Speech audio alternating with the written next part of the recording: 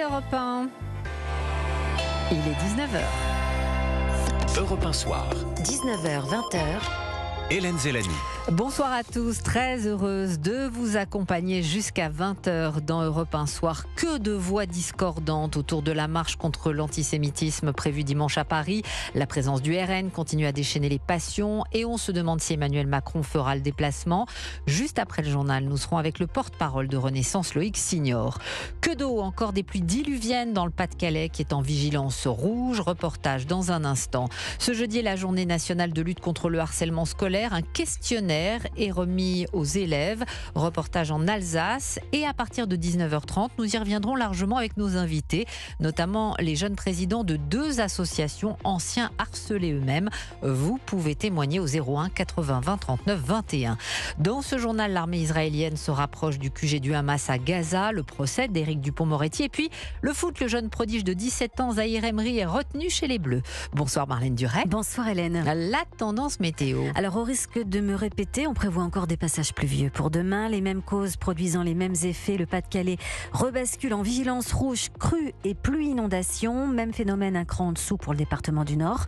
Vigilance orange et puis on va rester aussi à l'orange pluie inondation dans la Somme et la Seine-Maritime et on fait un point complet en fin de journal. À tout à l'heure. Europe 1. Décidément, le Pas-de-Calais n'en finit plus de subir des inondations. Le département, on l'a entendu, est maintenu en vigilance rouge à cause des fortes averses. Depuis le centre de crise du ministère de l'Intérieur, Gérald Darmanin a annoncé la fermeture de 200 établissements scolaires du département, contre 74 hier. Maximilien Carlier s'est rendu dans la commune de Bourte, l'une des plus touchées par ces inondations. Il a assisté à l'évacuation d'habitants âgés. Reine et René ont 88 et 90 ans. Ils observent par la fenêtre de leur maison les fortes pluies. Leur jardin est gorgé d'eau, les routes autour impraticables. L'évacuation est indispensable. Ça fait drôle, hein, quitter sa maison dans ces événements, dans ces conditions.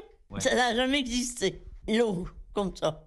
La première fois qu'on voit ça, nous. Juste à côté de ces 2 personnes âgées, Thérèse, une voisine, leur a préparé un sac avec leurs effets personnels. Je les ai aidés bien à ramasser un peu ce qu'il fallait. Des pyjamas, chemises de nuit, un peu de couches. On va vous emmener à Fruges, on va prendre toutes vos affaires et puis on va y aller. Ok ? Direction un EHPAD à une vingtaine de kilomètres de là. C'est la sécurité civile qui les évacue. Ils sont en lit médicalisé et le seul problème c'est que sans courant, sans chauffage, avec un risque d'inondation, les personnes âgées, on ne peut pas les laisser toutes seules, isolées. Donc là, ils auront des bons soins et ils pourront passer une bonne nuit et pour leur famille, ça sera aussi sécurisant. Et retour à la maison dans 2 jours, s'il ne pleut plus. Les évacuations dans le Boulonnais vont se poursuivre tout au long de la soirée.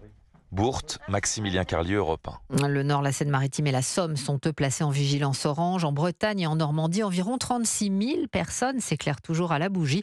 Une semaine après le passage de la tempête Kiran. Un élève sur 5 affirme avoir déjà été victime de harcèlement scolaire. Un élève sur 5. C'est ce que montre un sondage IFOP paru cette semaine. Aujourd'hui, Elisabeth Borne a lancé une nouvelle campagne nationale pour sensibiliser les adultes afin qu'ils entendent mieux la parole des victimes. La Première ministre a d'ailleurs assisté à la distribution d'un nouveau questionnaire d'auto-évaluation. À partir d'aujourd'hui, tous les élèves du CE2 à la terminale doivent y répondre, s'ils le souhaitent. Tatiana Geiselman s'est rendue dans une classe de 6e d'un collège à Erstein, près de Strasbourg. Ce sont 2 heures de cours d'histoire géo qui ont été banalisées ce matin pour permettre aux 30 élèves de cette classe de 6e de parler harcèlement scolaire, une notion encore un peu floue dans leur esprit selon leur professeur Laurent Grismard. Souvent ils balancent le mot, c'est du harcèlement, mais après ils n'arrivent pas forcément à définir les situations. Ils savent ce que c'est sans forcément réussir à mettre les mots dessus. Et c'est justement l'objectif de cette grille d'auto-évaluation aux questions très concrètes. Manges-tu seul à la cantine ? Est-ce que des élèves font courir des rumeurs sur toi ? As-tu du mal à t'endormir à cause de ce que tu vis à l'école ? 34 situations pour lesquelles les enfants doivent dire si ça leur arrive parfois, souvent, très souvent ou jamais. Sylvain l'a rempli avec attention. J'ai bien aimé, vu que ça explique et vu que c'est anonyme, si les élèves ne veulent pas en parler, au moins ils peuvent tout de même savoir si ils sont harcelés, oui ou non. Surtout les professeurs et chefs d'établissement pourront ainsi mieux quantifier le phénomène qui toucherait près d'1 million d'élèves chaque année, avec l'espoir de libérer la parole des enfants. Erstein, Tatiana Geiselman, Europe 1. Et on rappelle qu'il y a désormais un numéro unique d'appel pour les victimes, le 3018. On va y revenir largement à partir de 19h30 avec plusieurs invités, notamment Kylian Weiss, ancien élève harcelé, président de l'association de lutte contre les discriminations et le harcèlement. Et si vous voulez réagir, vous appelez le 01 80 20 39 21. 19h, 20h. Hélène Zellani.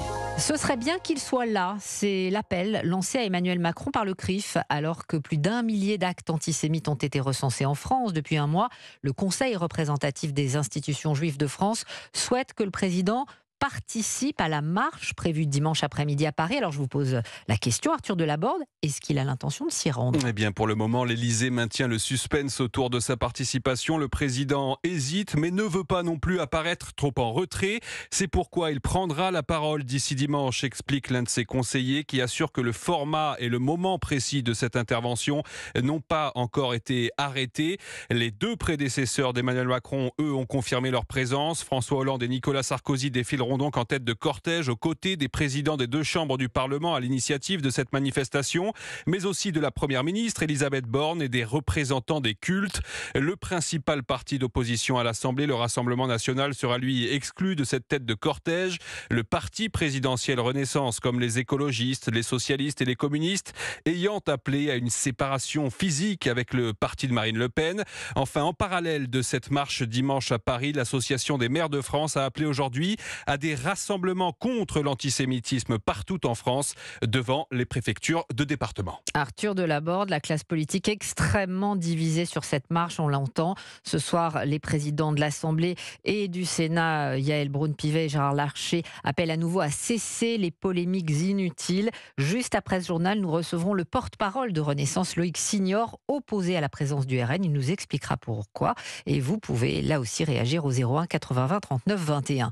Emmanuel Macron a organisé une conférence humanitaire aujourd'hui à Paris, officiellement pour tenter de débloquer l'aide vers Gaza. Il nous faut œuvrer à un cessez-le-feu, a dit le chef de l'État, tout en affirmant qu'Israël avait le droit de se défendre. Alors justement, où en est l'offensive dans la bande de Gaza ? William Molinier, vous êtes l'envoyé spécial d'Europe 1 en Israël. Tsahal manœuvre en ce moment dans la zone du centre de commandement du Hamas à Gazaville. Oui, non loin de l'hôpital Al-Shifa, les forces d'infanterie de blindés et de génie de la 162e division ainsi que les forces spéciales sont entrées dans cette zone située à proximité d'écoles et de mosquées. Le Hamas y a installé son QG opérationnel et de renseignement. Dans ce quartier militaire s'y trouvent aussi 2 sites d'entraînement, des caches d'armes, des usines de production de munitions, roquettes, missiles anti-chars, drones. Et c'est depuis cet endroit qu'a été préparé, planifié et coordonné l'attaque du 7 octobre. Le porte-parole de Tsahal a précisé que les combats étaient intenses. 50 terroristes du Hamas ont été tués. Lors de leur progression, les militaires ont retrouvé des documents de renseignement. Ils ont sécurisé un certain nombre de puits de tunnels. Et j'étais cet après-midi à 3 km de la bande de Gaza. On entendait très distinctement les départs de tir de l'artillerie israélienne qui pilonnait en continu les positions ennemies. Et ce soir encore, les accrochages se poursuivent au sol, donc dans cette partie nord de l'enclave palestinienne. William Molinier en Israël pour Europe 1. Et l'armée israélienne dénonce ce soir un terrorisme psychologique de la pire espèce après la diffusion d'une vidéo du djihad islamique palestinien. On y voit 2 otages israéliens, une femme âgée et un adolescent qui seraient retenus à Gaza. Il est 19h09 sur Europe 1. Une pause et dans un instant, le procès d'Éric Dupond-Moretti et la pépite du foot Zahir Emery.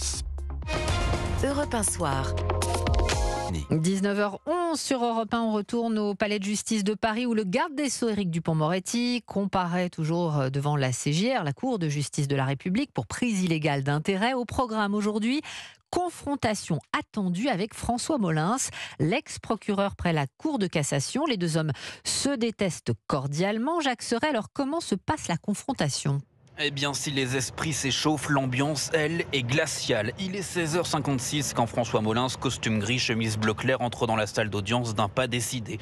Le prévenu, ce n'est pas moi, c'est Éric Dupond-Moretti, prévient l'ancien procureur près la Cour de cassation. Le ministre feint de l'ignorer, signe des parapheurs comme s'il avait mieux à faire. Mais une confidence du témoin ne va pas le laisser indifférent. François Molins, pique au vif l'ex-ténor du barreau. Lui aussi était pressenti pour devenir ministre. La conseillère justice de l'Élysée m'a demandé si j'étais intéressé. C'était en mai 2020, lâche-t-il, soit 2 mois avant le remaniement ministériel. Mais lui a décliné. J'ai répondu à cette conseillère, vous plaisantez, je suis magistrat et non politique. François Molins s'enchaîne. Son débit est très rapide. Il rapporte cet échange avec la directrice de cabinet du ministre qui lui demandait son avis sur la pertinence de saisir le Conseil supérieur de la magistrature après l'enquête de fonctionnement à l'encontre du parquet national financier. Je lui dis que la saisie directe du CSM était impossible, mais que l'ouverture d'une enquête administrative, elle, l'était. L'ex-directrice du cabinet du ministre, Véronique Malbec, est alors appelée à la barre. Pour elle, c'était un conseil. François Molins réplique, ce n'était ni un conseil ni une recommandation, c'était une règle de droit. Avant de poursuivre, moi, je ne suis pas là pour pallier les défaillances du cabinet du garde des Sceaux. La confrontation vire bel et bien au règlement de compte. Jacques Serret en direct du palais de justice de Paris. Se camouflait pour Gérald Darmanin. Le Conseil d'État annule sa décision de dissoudre le collectif écologiste Les Soulèvements de la Terre. Selon la plus haute juridiction administrative, il n'est responsable d'aucune provocation à la violence contre des personnes. Le football, un petit prodige parmi les Bleus. Son nom, Warren Zaïre-Emery. Il a 17 ans, joue au PSG et Didier Deschamps l'a retenu dans sa liste pour les 2 prochains matchs de l'équipe de France en éliminatoire de l'Euro à Gibraltar et en Grèce. C'est le plus jeune joueur en bleu depuis Félix Vial en 1911, Cyril de la Morinerie. Une annonce fêtée dignement. Oui, cet après-midi, vous l'entendez au centre d'entraînement du PSG, plusieurs de ses coéquipiers ont fait irruption dans sa chambre. Les joueurs parisiens se sont précipités sur Warren Zaïre-Emery, allongé sur son lit. Parmi eux, Presnel Kimpembe ou encore Kylian Mbappé, que vous allez entendre le féliciter. Salut, c'est Warren. Je viens d'apprendre que j'ai... C'est bien, tu mérites. Voilà, c'est bien, tu mérites, hein, vous l'avez entendu, Kylian Mbappé, dans une courte vidéo. Warren Zaïre-Emery a d'ailleurs exprimé sa joie de le rejoindre en équipe de France. Il est là avec nous parce qu'il a toutes les qualités pour être au très haut niveau. Ce qu'il est capable de réaliser avec son club à son jeune âge démontre déjà un potentiel énorme et puis une maturité déjà bien affirmée en ayant un peu plus de 17 ans. Voilà, ça c'était Didier Deschamps et juste avant, je voulais vous faire entendre Zaïre-Emery qui sur les réseaux sociaux s'était félicité, réjoui de rejoindre l'équipe de France. Alors ce joueur a rendez-vous lundi au château, donc à Clairefontaine et non dans l'annexe, puisque vous savez que c'est un international espoir et qu'il avait l'habitude de venir à Clairefontaine. Et le sélectionneur des espoirs Thierry Henry ne tarit pas d'éloges sur Warren Zaïre-Emery qui passe cette année le bac. Bravo, dit-il aussi aux parents. C'est ce qu'il a dit sur la chaîne L'Équipe, Thierry Henry. Ils ont éduqué un drôle de bonhomme. Voilà, on va retenir son nom. Il a de l'avenir, Warren Zaïre-Emery. Merci Cyril de la Morinerie. La France qui affrontera Gibraltar le 18 novembre, la Grèce le 21.